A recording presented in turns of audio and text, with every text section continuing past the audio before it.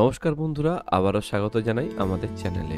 আজকের ভিডিওতে আমরা ফটোশপের একটি খুবই শক্তিশালী ও সহজে ব্যবহারযোগ্য টুল নিয়ে আলোচনা করব। ম্যাজিক ওয়ান টুল। ম্যাজিক ওয়ান টুল হলো ফটোশপের একটি সিলেক্ট টুল, যা আপনাকে ছবির নির্দিষ্ট অংশগুলি বা রং বা টোনের উপর ভিত্তি করে খুব দ্রুত সিলেক্ট করতে দেয়। চলুন শুরু করা যাক। আপনি যদি কোনো একটি ছবি থেকে কোনো নির্দিষ্ট অংশ বা ব্যাকগ্রাউন্ডকে ডিলিট করতে চান, তাহলে এই ম্যাজিক ওয়ান টুলটি অত্যন্ত কার্যকরী। আমাদের ফটোশপের বাঁদিকে যে টুল বক্স রয়েছে, এখানে একদম উপরের দিকেই ম্যাজিক ওয়ান টুল এই অপশনটি আমরা দেখতে পাচ্ছি। আমরা ম্যাজিক ওয়ান টুল সিলেক্ট করে কিভাবে কাজ করতে পারি দেখে নিই। এখানে আমার কাছে একটি গ্রেডিয়েন্ট রয়েছে, যার সেন্টার পজিশনে রয়েছে সাদা রং এবং সাইডে রয়েছে লাল রং। এখানে আমি প্রথম সিলেক্ট যে অপশনটি রয়েছে নিউ সিলেকশন, এটি ক্লিক করলাম এবং টলারেন্স করা আছে 20। টলারেন্স বিষয়টি আমরা আস্তে আস্তে বুঝতে পারবো। প্রথমে আমি মাঝের অংশটিকে সিলেক্ট করলাম।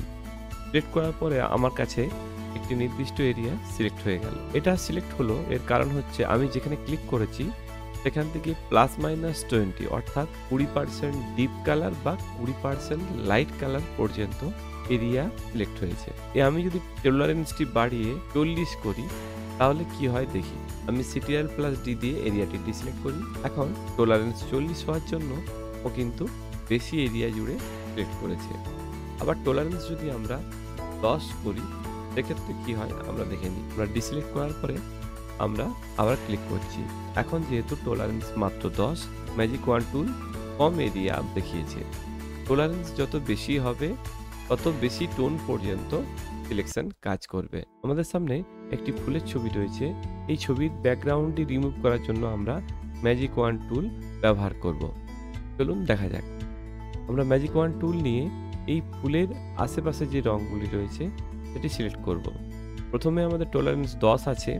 টলারেন্স যখন 10 থাকছে তখন দেখছি আমরা নির্দিষ্ট একটি রঙই সিলেক্ট করছে, এর কিন্তু এরিয়া অফ সিলেকশন খুব একটা বেশি হচ্ছে না।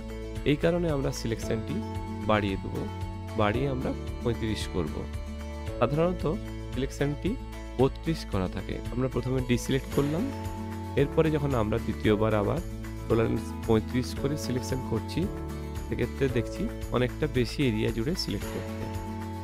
তো আমরা এখানে সিঙ্গেল সিলেকশন করা ছিল, এটাকে আমরা মাল্টি সিলেকশন করার জন্য দুটি বক্সের যে ছবি আছে এখানে ক্লিক করব।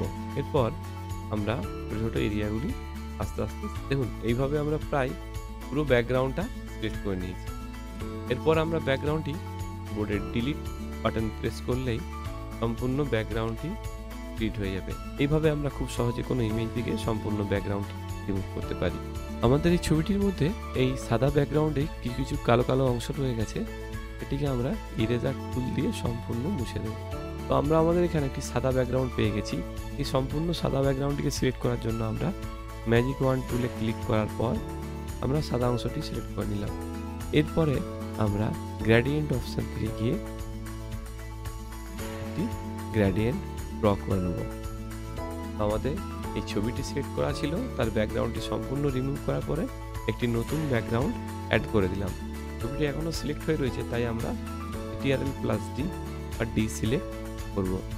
এরপরে আমরা খুব সুন্দর একটি ব্যাকগ্রাউন্ড সহ ফুলের ছবিটি পেয়ে গেলাম। এই ছিল আজকের ম্যাজিক ওয়ান টুল। পরের ভিডিওতে আবার দেখা হবে। ধন্যবাদ।